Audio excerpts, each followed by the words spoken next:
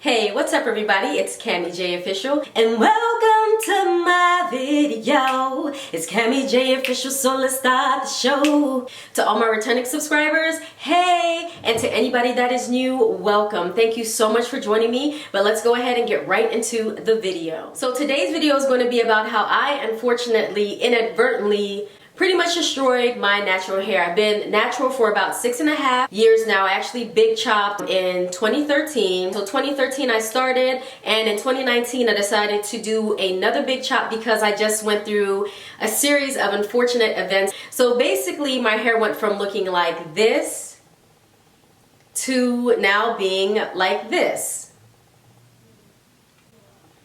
So I took a lot of wrong turns and did a lot of missteps in my natural hair journey. My natural hair actually began to take a real turn for the worse and decline because in 2017 my job became very stressful. And if you've ever dealt with any type of stress in your life, like, you know that stress can really bring you down. It can kind of put a dark cloud around you and just make you feel like you don't have the strength or energy to do a lot of the things that you once loved doing. I literally felt like I didn't have the energy to do a lot of things, and my hair just was not a priority to me anymore. And I started to allow stress to kind of take over my life. I completely began to ignore the needs of my natural hair, and that's basically where my problem started. So mistake number one that I did in 2017 when my hair started to decline was just ignoring my hair and not doing my natural hair routine because I let stress become such a big controlling factor in my life. So instead of me getting happy or getting ready for wash day, it just became something that I ultimately hated and I dreaded. When I washed my hair, I was not as rigorous with my routine. Instead of me doing like my go-to protective styles, which for me were always washing, detangling, and twisting my hair, I'd wear my hair in twist outs all the time. I felt for me that that was like a great protective style. I didn't have to add any additional hair. It wasn't putting any additional tension on my scalp or my hair follicles. It was like great, and that was like one of the biggest reasons why I was able to grow my hair out to pretty much waist length within the 6 years of my natural hair journey, was because I was so diligent in my natural hair care routine. So instead of me doing like my regular twist outs, I would wear my hair in twists for about like a week and a half, and then I would wear it out for like maybe 2 or 3 days, wash it, and repeat the cycle. So that way I would have like a diligent, stringent routine when it came to my natural hair. I started to, in 2017, wear my hair in a lot of ponytails because that was the easiest thing for me to do at the time. Because again, I kept telling myself, because I was stressed, like, you don't have time for this, you don't have time for that. And in reality, I actually did have time. I could have had the time if I made the time, but at the time my mental state was kind of like, no, you don't have time. And you know what happens when you wear your hair in a ponytail for days on end without properly maintaining it? You end up getting breakage. You end up breaking off your hair, and that is essentially what started to happen to me in 2017. And again, because I was kind of walking around in this stress state, I kind of saw that the breakage was happening, but then I just began to make different excuses as to why the breakage was happening. The top half of my hair would be like so thick, and then as soon as you got to the ends, they would be like curtains. Like you could really see through the ends of my hair. But I thought, okay, well, my hair is long, I'm good, I can keep on ignoring this. And I had breakage in and throughout my hair. I was not detangling my hair the way that I needed to detangle it. So what happens is, when you don't detangle your hair properly and thoroughly, you'll end up getting a lot of shed hair that's going to wrap itself around your healthy hair and begin to cause knots, begin to cause breakage. And when you go to comb your hair or manipulate it, you can actually end up tearing your hair out, and that's what was happening to me. Deep conditioning, what's that? Because I didn't know her. I didn't know her. I did not know deep conditioning. Like, I completely was skipping that step. Eventually, I just stopped deep conditioning altogether. Moisturizing my hair. What is that? What is moisturizing the hair? Because I, again, completely was ignoring my hair, as completely abandoning my hair. So I was not moisturizing my hair on a consistent basis like I need to. And y'all, let me tell you something about my hair. My hair is low porosity. Low porosity, low to no porosity. So knowing that my hair is extremely low porosity, me not properly moisturizing my hair was what sealed the deal. I was wearing my hair in ponytails every day.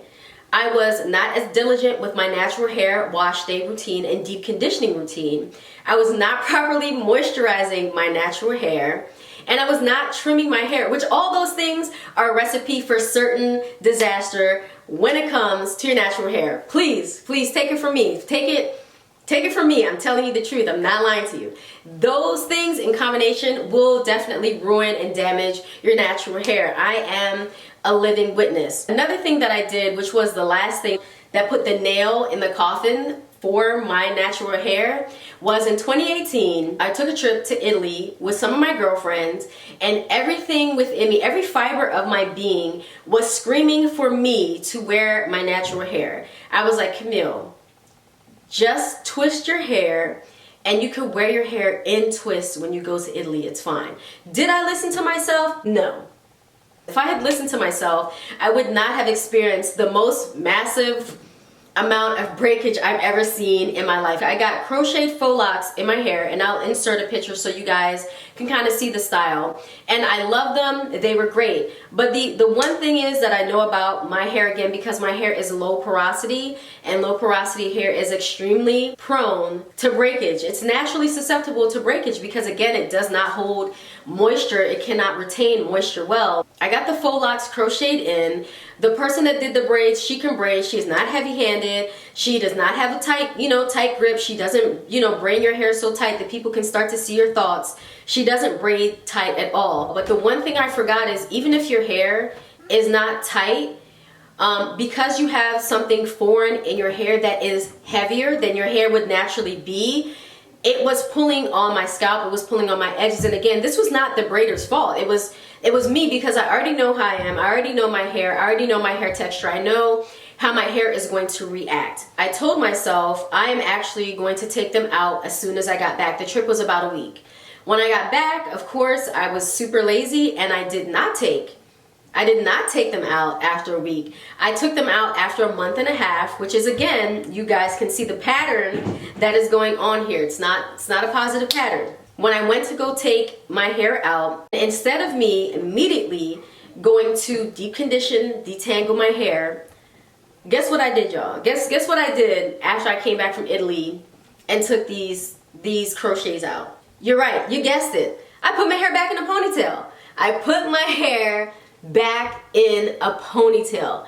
The worst mistake of my life ever after wearing that style for a month and a half. Why? Imagine all the shed hair that is now tangled in my hair. And by the time I finally got around to washing and doing the hair, it was completely matted.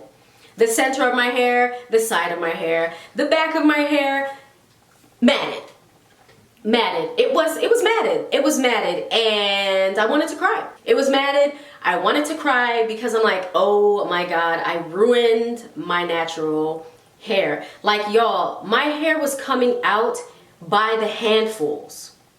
By the handfuls. You could literally hear the comb snapping my hair. It looked like half of my hair just broke off and came out.